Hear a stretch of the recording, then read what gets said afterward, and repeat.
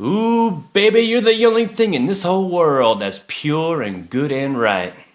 And wherever you are and wherever you go, there's always going to be some light. Man, after the past few weeks we've been having, we need whiskey now more than ever. What, Bob Saget, Louis Anderson, and Meatloaf? It's like they're just chipping away at my childhood. I mean, who's next? LeVar Burton? Don't you touch LeVar Burton! Yeah, Yoichi Single Malt. Let's talk about it.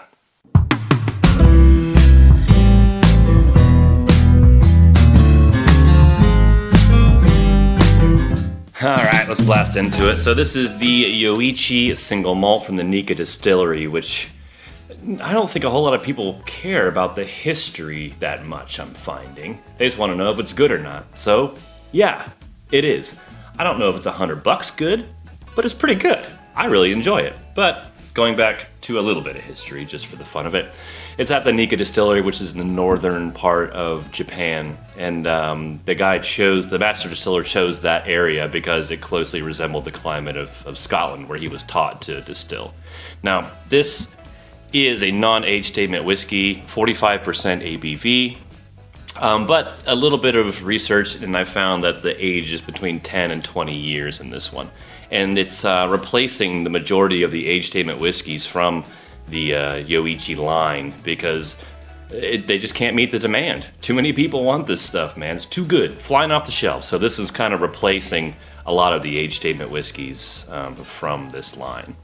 Cool, all right, well, before we go into the nosing and the tastings, worth noting that it is colored, but it is not chill filtered. Just throwing that out there. Take it what you will.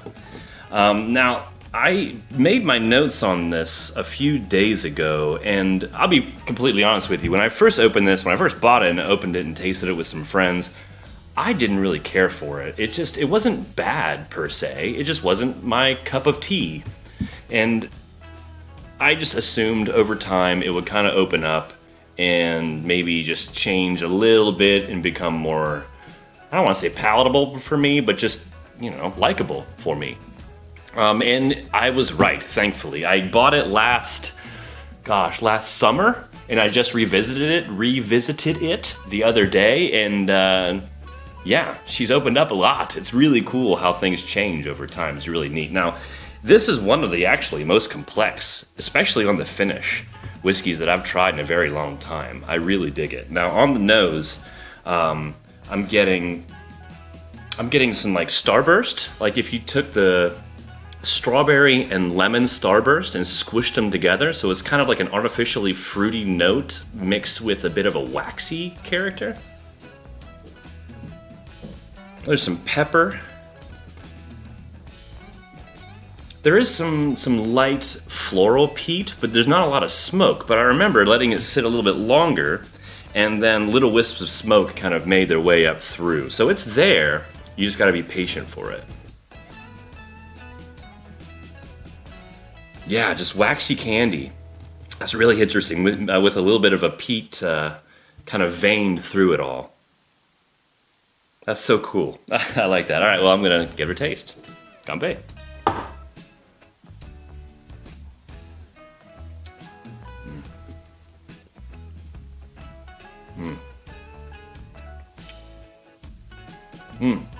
All right, there's not a lot, but there are definitely some smoky notes coming through on the palate. Peat and smoke are right up front. It's 45%, so it's not a little baby, but it's not super duper punchy. But that first initial drink is going to let you know it's there for sure.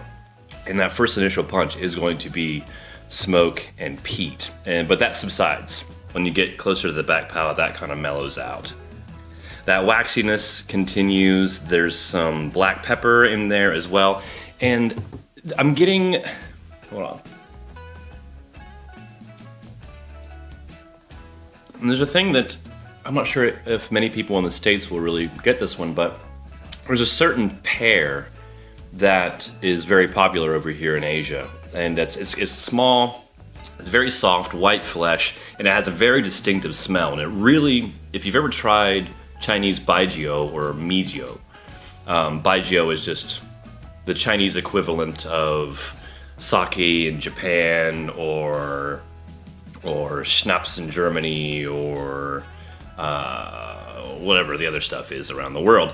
But it's a distilled spirit, so it's going to be a lot stronger. But and it's just made out of like millet and rice and certain grains. But it has this white pear odor and flavor to it that's unmistakable. And I remember getting a gift of a box of these pears for Christmas a couple of years back, and it just smelled like Baggio, and it was a very overwhelming smell. It was in a good way.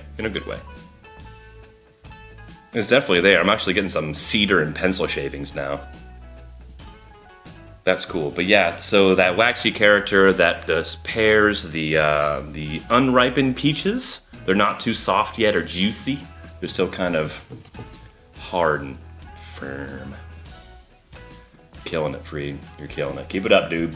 All right, now on the finish is where this thing actually blew me away. The finish on this was spectacular. I would say, as far as length goes, I would say it's about medium. It doesn't hang out too long, but there's some ash, there's some oak, there's like an old campfire, like, not old a campfire, but say like you're walking away from your campsite.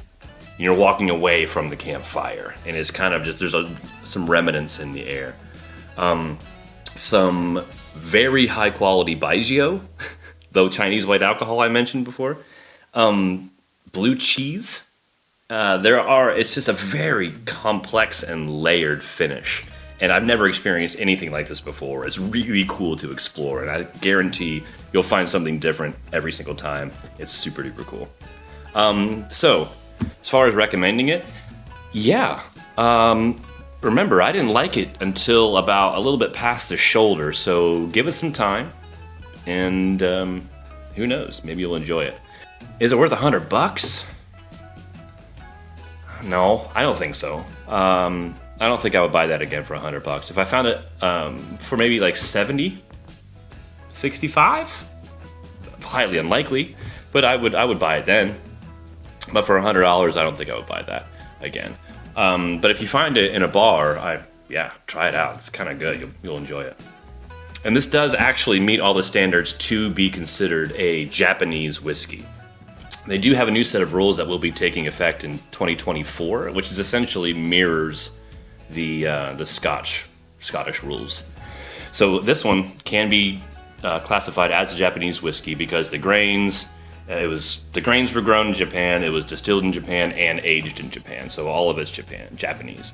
A lot of Japanese distilleries or distributors kind of are sketchy. They'll just order in a bunch of totes of Scotch whiskey, put it in a Japanese bottle, and sell it to you saying it's Scottish whiskey. So before you buy Japanese whiskey, do a little due diligence and find out if what you're actually getting is Japanese whiskey. Cool. Yeah. Now, a fun little fact. When I was doing my notes on this and doing my research, I was listening to an album that my buddy Ace recommended to me. And if you're listening, Ace, thanks, man. It was Paul Simon's second solo album, which is just self-titled Paul Simon. I think it's 1972. And I've never really paired whiskey with music before, knowingly. I've always listened to music while drinking whiskey, but this is the first time I actually was present and listening to the whiskey and focusing on listening to the whiskey, listening to the music and focusing on the whiskey simultaneously.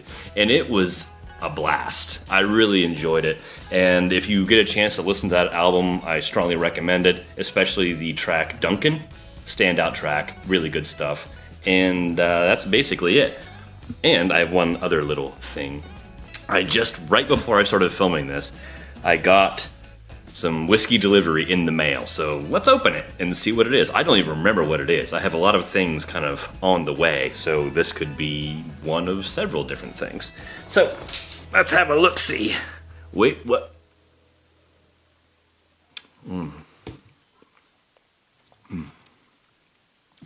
Funky blue cheese, man. That's so cool. All right. What are you, good sir?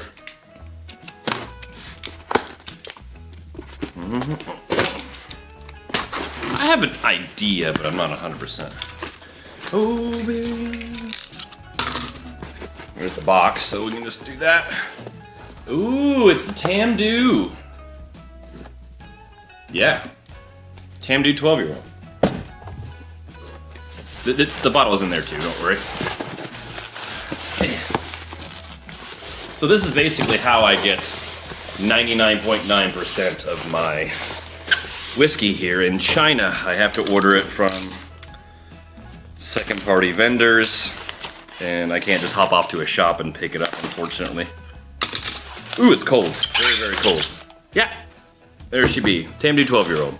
Cool, all right, well, maybe we'll be cracking into that in the future.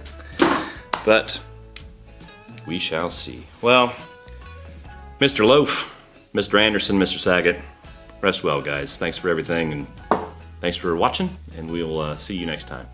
Cheers.